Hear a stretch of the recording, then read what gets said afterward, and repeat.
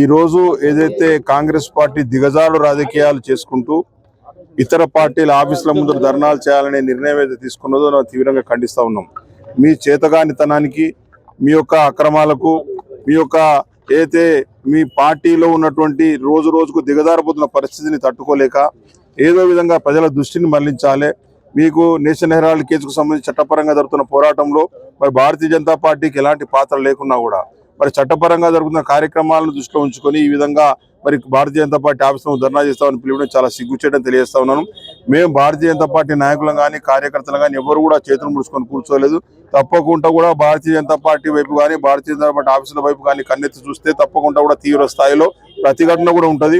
ఆ ప్రతిఘటన ఏ విధంగా ఉంటుందో కూడా మీరు రుచి చూసుకోవాలనుకుంటే మరి ఆ విధంగా మీరు చేయాల్సిన అవసరం ఉంది. తప్పితే ఈ విధంగా మరి భారతీయ జనతా పార్టీ ఆఫీసుల ముందు వచ్చి ప్రయత్నం చేసే ప్రయత్నాన్ని మేము తీవ్రంగా వ్యతిరేకిస్తా ఉన్నాం, ఖండిస్తా ఉన్నాం.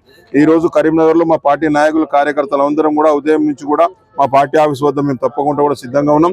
ఎందుకంటే మీ పార్టీ రోజు రోజుకు దేశవ్యాప్తంగా ఎక్కడ ఎన్నిక జరిగినా కూడా మరి సింగిల్ డిజిట్ కు పరిమితం అవుతూ మరి ఈ విధంగా మరి దిగజారిపోతున్న పరిస్థితి.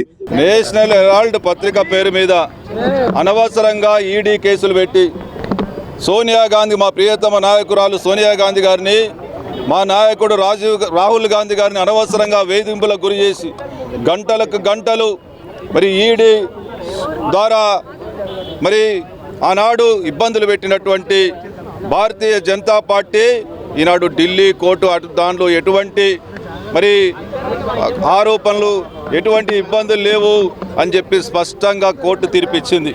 ఇప్పటికైనా చెప్తా ఉన్నాం, భారతీయ జనతా పార్టీ మీ కక్ష సాధింపు చర్యలు కాంగ్రెస్ పార్టీని ఏ విధంగా ఇబ్బంది పెట్టాలా, మా నాయకులను ఏ విధంగా ఇబ్బంది పెట్టాలనే ఉద్దేశంతో, దురుద్దేశంతో ఆనాడు స్వాతంత్ర సంగ్రామంలో వేల కోట్ల ఆస్తులు ఈ స్వాతంత్ర ఉద్యమం కోసం ఆనాడు నెహ్రూ గారి కుటుంబం మరి దారాదత్తం చేసి ఆ ఉద్యమంలో ఖర్చు పెడితే ఆనాడు ప్రజలకు తెలపడానికి, స్వాతంత్ర ఉద్యమంలో జరుగుతున్నటువంటి మరి ప్రతి విషయాన్ని ప్రజలకు తెలపడానికి నేషనల్ హెరాల్డ్ పత్రిక పెడితే ఆనాడు స్వాతంత్ర సంగ్రామంలో వీళ్ళ యొక్క పాత్ర, వీళ్ళ యొక్క పుట్టుకనే లేనిటువంటి దౌర్భాగ్య పరిస్థితులలో ఈరోజు భారతీయ జనతా పార్టీ దాన్ని తట్టుకోలేక మా నాయకురాల మీద, మా నాయకుడి మీద అనవసరమైన ఆరోపణలు, కేసులు పెట్టి ఇబ్బంది చేసిన దానికి మేము ఖచ్చితంగా చెప్తా ఉన్నాం, ప్రతి దానికి లెక్క కడతాం.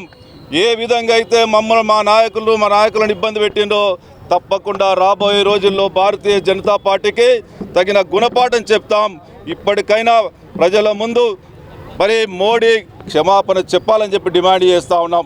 మేము అనవసరంగా సోనియా గాంధీ గారిని, రాహుల్ గాంధీ గారిని ఇబ్బంది పెట్టినాం, మమ్మల్ని క్షమించమని చెప్పి క్షమాపణ కోరుతారా, ప్రజల ముందు దోషిగా నిలబడతారా? ఖబర్దార్ బీజేపీ నాయకులారని హెచ్చరిస్తూ ఉన్నాం.